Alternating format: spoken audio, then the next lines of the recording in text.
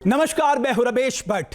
बिहार में इस साल के अंत में चुनाव होने जा रहे हैं, लेकिन सबसे दिलचस्प यह है कि उससे पहले बिहार के सभी जिलों में एक यात्रा निकलने जा रही है और इस यात्रा का नाम है गो मतदाता संकल्प यात्रा, जो 12 सितंबर से 28 अक्टूबर तक चलेगी और इसका नेतृत्व संभालेंगे स्वामी श्री अभिमुक्तेश्वरानंद सरस्वती जी महाराज, जो ज्योतिष पीठाधीश्वर हैं और न्यूज नेशन के मंच पर इस समय जुड़ रहे हैं। आपका बहुत अभिनंदन, धन्यवाद स्वामी श्री जी।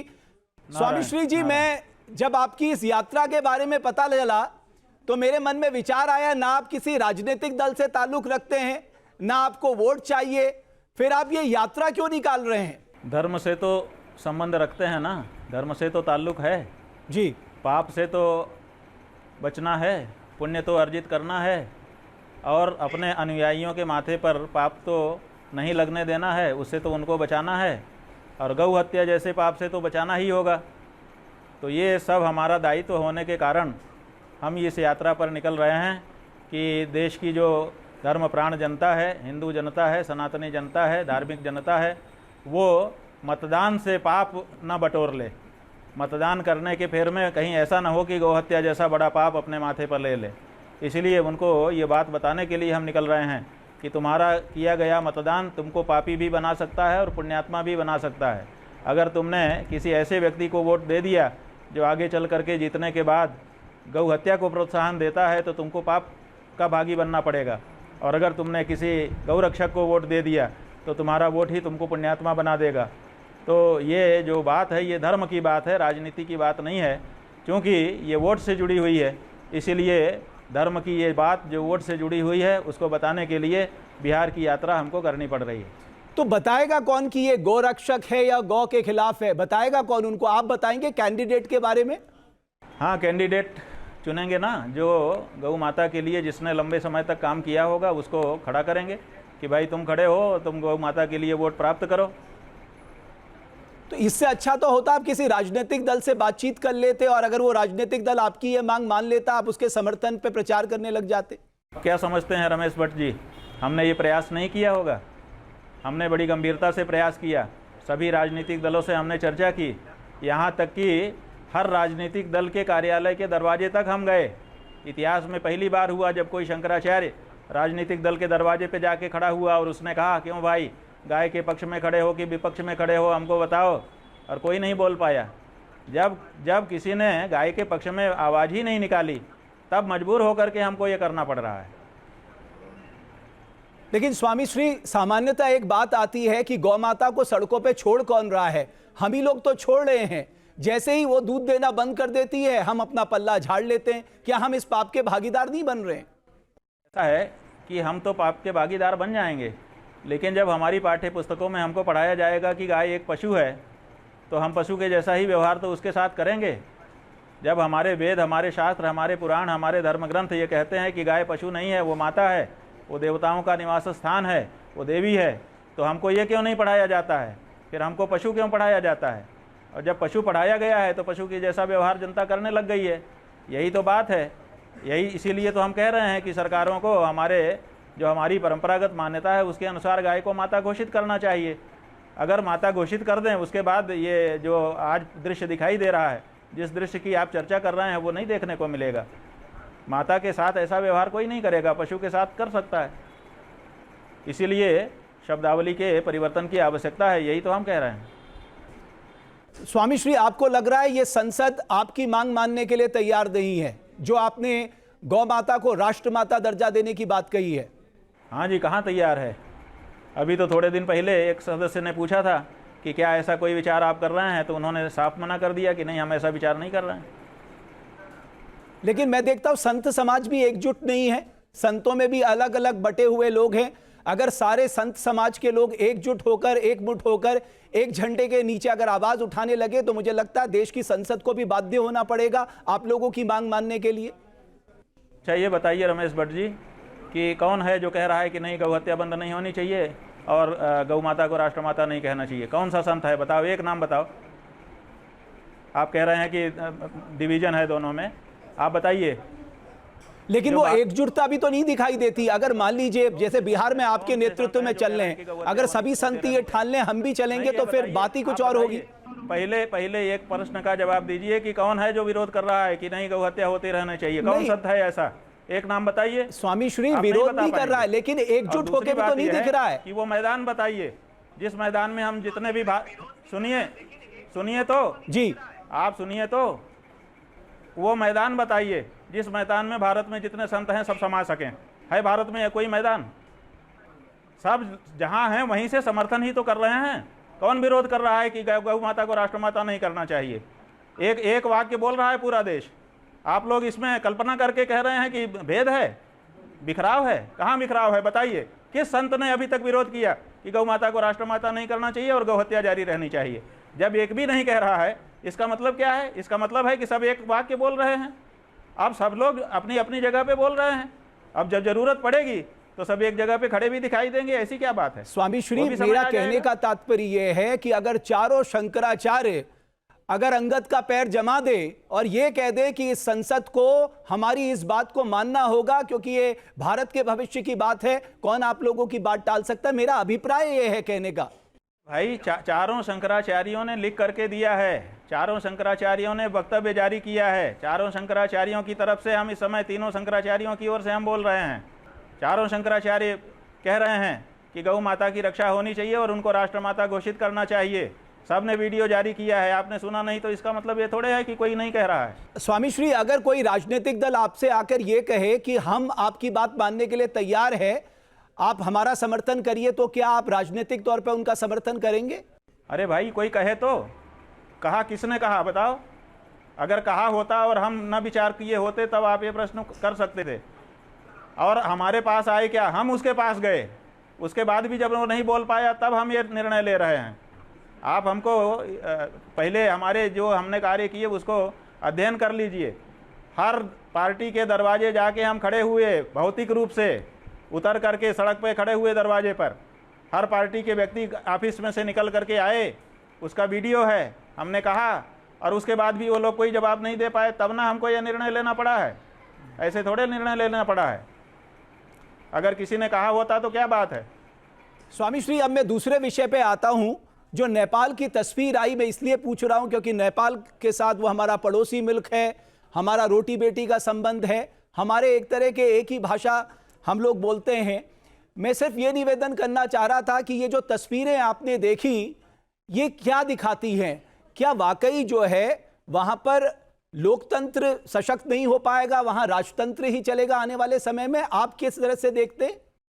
देखिए, नेपाल में सदा से राजतंत्र रहा और अच्छा कार्य कर रहा था, जनता प्रसन्न थी। ऊपर से लोकतंत्र थोप दिया गया, राजतंत्र को विनष्ट करने के लिए षड्यंत्र किए गए और फिर जनता ने बुझे मन से उसको भी स्वीकारा कि चलो भाई कोई बात नहीं है।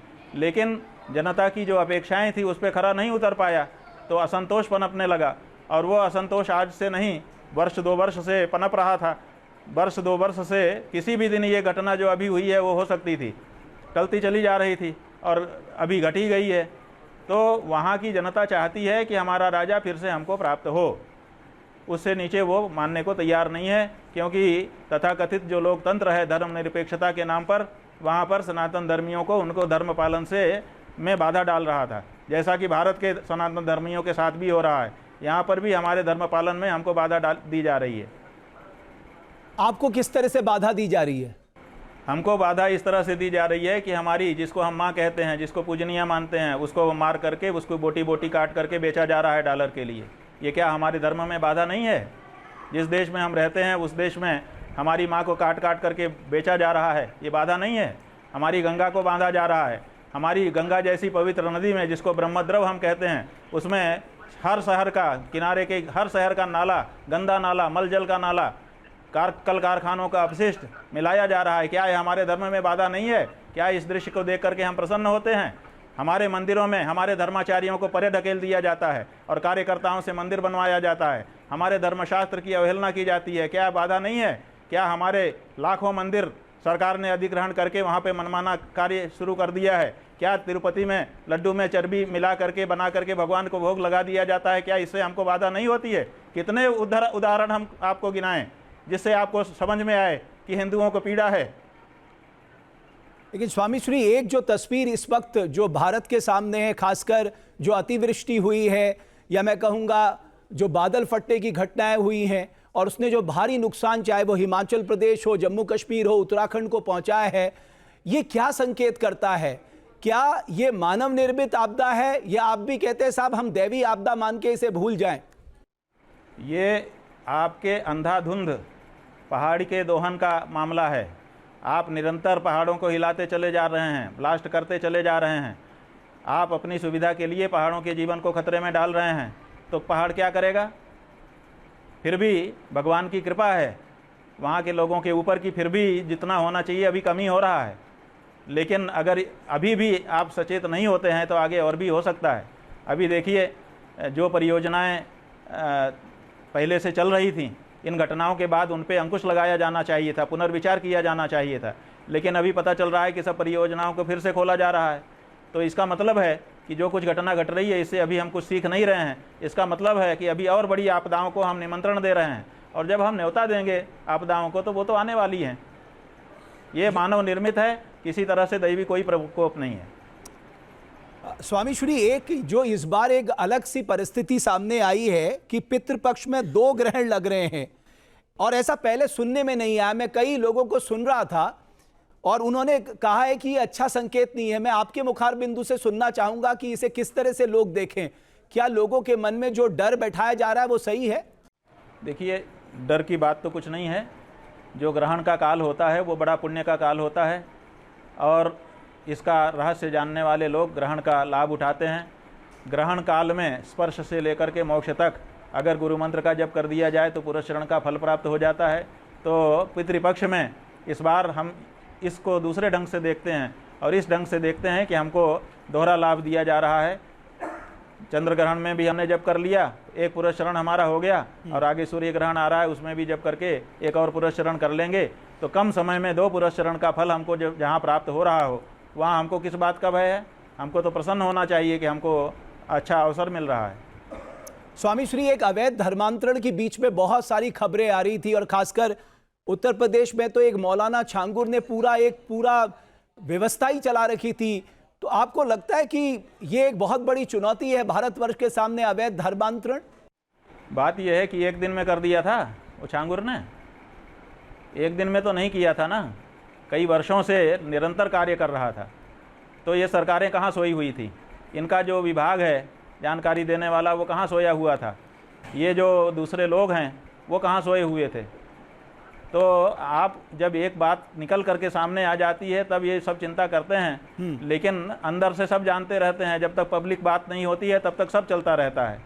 तो इसका मतलब है कि ये मिली भगत से होता है, और जब तक मिली भगत रहेगी जाने कितने छांगुर आएंगे और जाने कितना धर्मांतरण कराते चले जाएंगे। ये मिली भगत का मामला है, इसीलिए ये बंद नहीं हो सकता है, ये होता ही रहेगा। मैं आपका एक बड़ा कठोर बयान सुन रहा था जिसमें आपने कहा कि सभी ज्योतिषाचार्य और भविष्य वक्ताओं को जेल भेज देना चाहिए। आप इतने कठोर क्यों हो गए उनके उस पर? अब हमको ध्यान नहीं है कि कहाँ किस प्रसंग में हमने ये कहा, लेकिन हमारा ये कहना है कि जो लोग भविष्य को जानते हैं उनको कम से कम ऐसे स्थानों पर तो अपनी विद्या का प्रयोग करना चाहिए जहाँ बहुत बड़े जनधन की हानि होने वाली है। तो वहाँ पर भी उसका प्रयोग नहीं करते हैं, तो इसीलिए रोष आना स्वाभाविक है। अगर आपके पास यंत्र है, आप भविष्य देख सकते हो, तो क्यों हमको सचेत नहीं कर? कम से कम सचेत तो कर दो। जैसे मौसम विभाग बोल देता है कि कल वर्षा बहुत तेज़ होने वाली है, सब लोग बच के रहना, ऐसे ही आप सचेत तो कर दो कि ये होने वाला है, बच के रहना। कोई ना बच के रहे तो बात अलग है, लेकिन आप सचेत भी नहीं करते हो, और जब घटना हो जाती है तो कहते हो कि हम ज्योतिषी हैं। तो इसीलिए हमको लगता है कि कठोर वाक्य बोले जाने चाहिए इनके लिए। लेकिन ज्योतिष एक विज्ञान है ना स्वामी श्री? भाई विज्ञान है तो विज्ञान के रूप में उसका प्रयोग करिए ना, वही तो हम कह रहे हैं। हम कहाँ कह रहे हैं कि विज्ञान नहीं है, लेकिन विज्ञान के रूप में उसका प्रयोग करते कितने ज्योतिषी दिखाई दे रहे हैं? कितने चैनल हैं जिसपे ज्योतिष की वैज्ञानिक व्याख्या हो रही है? बता दीजिए आप। वहाँ जो व्याख्या हो रही है कि मूंग की दाल को काले कपड़े में बांध कर 3 बार उल्टा और 3 बार सीधा घुमा दो, कौन सा विज्ञान है? बता दीजिए हमको आप। और अगर उसके बारे में भी हमसे आप कहते हैं कि हम उसे बहुत शहद लगा करके जेब में तब बोलें, तो फिर हम विचार करेंगे आपकी बात, क्योंकि आपको हम बहुत मानते हैं। शंकराचार्य जी, आप तो सनातन धर्म के सर्वे सर्वा हैं। आपके मुखार बिंदु से निकला प्रत्येक शब्द बहुत महत्वपूर्ण है। अब मैं एक उदाहरण देता हूं। मैं धीरेन्द्र कृष्ण शास्त्री जी का बयान सुन रहा था। उन्होंने कहा जब मैं बागेश्वर धाम में नहीं भी हूं, तब जब आपकी दवा काम ना करे तब आप बागेश्वर धाम आ जाना, यहां स्वयंभू हनुमान जी हैं, विभूति ले लेना, परिक्रमा कर लेना, हम वचन देते हैं खाली हाथ नहीं जाओगे। अब ये क्या है? ये मनोविज्ञान है, ये डूबते को तिनके का सहारा है, ये सब जगह से हार चुके व्यक्ति के लिए संबल है। वो कह रहे हैं ना, आप जैसा कि सुना रहे हैं, वो कह रहे हैं कि जब कहीं से सब जगह से हार जाओ तो उस समय कहाँ जाएगा व्यक्ति, तो उसके लिए कोई तो संबल होना चाहिए। तो मैं मनोवैज्ञानिक रूप से इस तरह का वाक्य कह करके वो लोगों को संबल दे रहे हैं, इतना ही इसका तात्पर्य है। तो ये संबल देना ठीक है, ये अच्छी बात है, इससे फायदा मिलता है समाज को। मनोविज्ञान तो कहता है कि अगर आपने मन में धारणा बना ली दृढ़, तो फिर वो परिणत हो जाती है। कभी कभी तो मन की धारणा अगर दृढ़ हो जाए तो मूर्त रूप ले लेती है। तो अगर मन बन जाए तो क्या नहीं हो सकता है। तो अगर मन बनाने में किसी के वाक्य से किसी को मन में दृढ़ विश्वास उत्पन्न हो जाता है और उस विश्वास के अनुसार वो आगे बढ़ता है तो उसको सफलता मिल भी जाती है, ये भी बात है। मैंने देखा आप रामभद्राचार्य जी पे भी बड़ा कठोर हो गए, जबकि मैंने तो सुना है संत हृदय नवनीत समाना। आपने उनसे कहा कि साहब 3 बातें कही, 1.5 लाख पृष्ठ जो आपको याद है वो सुनाइए, कई भाषाओं का जो ज्ञान है उसका प्रमाण दीजिए, राम मंदिर के फैसले में जो आपके दावा करते हैं वो सत्य नहीं है। वो हमने इसलिए कहा था क्योंकि वो कह रहे थे कि शंकराचार्य लोग 5 मिनट हमारे सामने संस्कृत नहीं बोल सकते। तो हमने उनसे पूछा कि महाराज जी कब आप किस शंकराचार्य के पास गए और आपने संस्कृत में बातचीत की और 5 मिनट नहीं बोल पाया तो आपको पता चल गया, या कौन शंकराचार्य आपके पास आया था कि आपने बातचीत शुरू की और बोल नहीं पाया तो आपको पता चल गया। तो उसका जवाब उनकी तरफ से नहीं आया। फिर उन्होंने आदि शंकराचार्य के ऊपर कटाक्ष कर दिए जो कि गाली जैसा था। तो अब ये सब देखने के बाद आखिर हमको भी संकोच छोड़ना पड़ा। पहले हम उनका आदर सम्मान कर रहे थे, संकोच कर रहे थे कि भाई छोड़ो छोड़ो छोड़ो, लेकिन उन्होंने व्यक्तिगत रूप से भी पहले हमारे ऊपर टिप्पणियां की थी। हमने तो कुछ नहीं कहा था उसके बदले में पलट करके। लेकिन जब गुरुओं पर कोई कहने लग जाए तो फिर संकोच छोड़ना ही पड़ता है। तो हमको छोड़ना पड़ा और हमने कहा, और हमने क्या गलत कहा? जो चीज़ आप दावा करते हैं उसको सिद्ध करना आपका दायित्व है। तो अगर वो दावा करते हैं कि 1.5 लाख पृष्ठ हमको याद है तो उसको सिद्ध करना उनका दायित्व है, करना चाहिए उनको। केवल दावा क्यों करते हैं? ताकि कन्फर्म हो जाए, किसी के मन में शंका ना रहे। ऐसे ही भाषाओं की बात है और ऐसे ही राम जन्मभूमि में गवाही की बात है। हमने कुछ गलत कह दिया हो तो आप हमको बता दीजिए, सुधार लें हम। स्वामी श्री, एक और बात जो आजकल हम सुन रहे हैं, खासकर प्रेमानंद जी महाराज को लेकर जो कहते हैं साहब नाम जप की बड़ी महिमा है, मैं आपसे समझना चाहता हूं क्या इस कलिकाल में वाकई नाम जप से ही एकमात्र ऐसा मंत्र है जो सबके साथ चल सकता है और कोई भी कर सकता है? कलयुग केवल नाम आधारा, सुमिर सुमिर नर नहीं पारा, कलऊ केशव कीर्तनाथ। शास्त्रों में अनेक ऐसे वाक्य हैं जहाँ नाम की महिमा बताई गई है और नाम के उच्चारण भेषज से सारे रोग, सारे दोष, सारे पाप नष्ट हो जाते हैं। इसलिए नामनास्ति यावती शक्ति ही पाप निर्हरणे हरे है तावत कर तुम न शक्नोति पातकम पातकी जनः। कोई पापी या माई का लाल अभी तक जन्मा नहीं कि पाप को नष्ट करने की नाम में जितनी शक्ति है उतना पाप कर सके। इसलिए नाम की शक्ति का क्या जोड़ है? कोई जोड़ ही नहीं है। इसलिए नाम स्मरण के बारे में जो संत का उपदेश है वो बिल्कुल सही है। एक और बात मैं कहना चाहता हूं, जो आजकल बहुत सारे लोग हैं जिसमें मैं जरूर उनका जिक्र करूंगा, कथावाचक अनिरुद्धाचार्य जी, वो कुछ ऐसी टिप्पणियां करते हैं जिसको लेकर समाज में बहुत बवाल मचता है। बाद में वो कई बार माफी भी मांग लेते हैं, कई बार वो कहते हैं कि साहब जो दोषी है उसको मिर्ची लग रही है।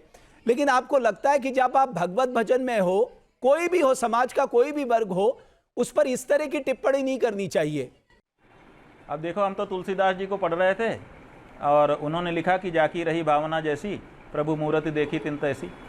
तो जिसकी दृष्टि में जो है, जब बाज़ार से कोई जौहरी निकलता है तो रत्न की दुकान उसको दिख जाती है, और जब कचरा साफ करने वाला निकलता है तो कहाँ कहाँ कचरा है वो उसको दिख जाता है।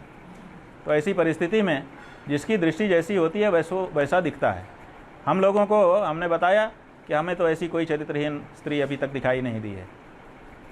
नहीं, लेकिन वो तो हर दिन इस तरह का आरोप लगाते हैं, हर दिन इस तरह का बयान देते हैं। सनातन धर्म यही शिक्षा भी देता है। अब भाई उनकी अपनी धारणा है, वो क्यों बनी है वो तो शोध का विषय है, उनको कहाँ से इस तरह की जानकारी मिली है, कैसे उनको मन में ये बात बैठ गई है।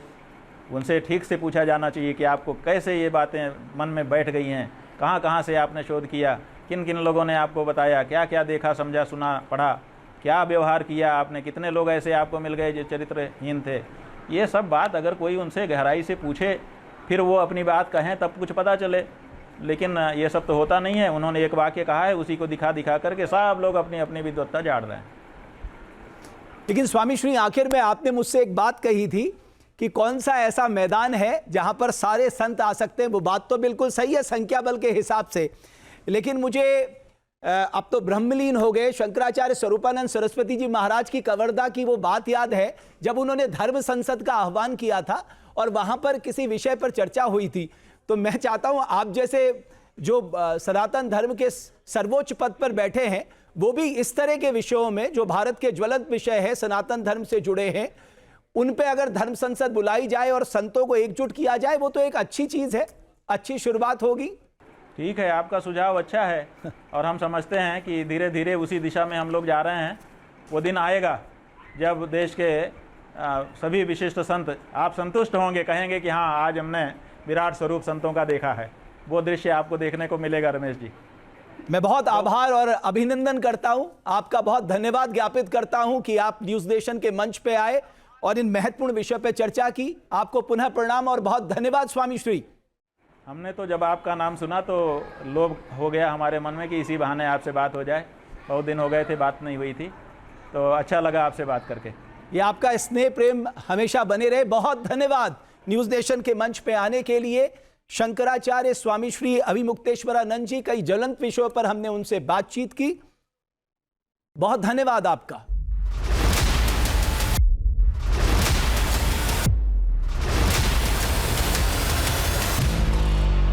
जहाँ भक्ति है हर शब्द में, कथाओं में छुपे हैं दिव्य रहस्य और ज्योतिष देता है जीवन को दिशा। धर्म से जुड़ी हर बातों को जानने के लिए हमारे चैनल स्तुति को सब्सक्राइब करें। चैनल पर जाने के लिए इस लिंक पर क्लिक करें।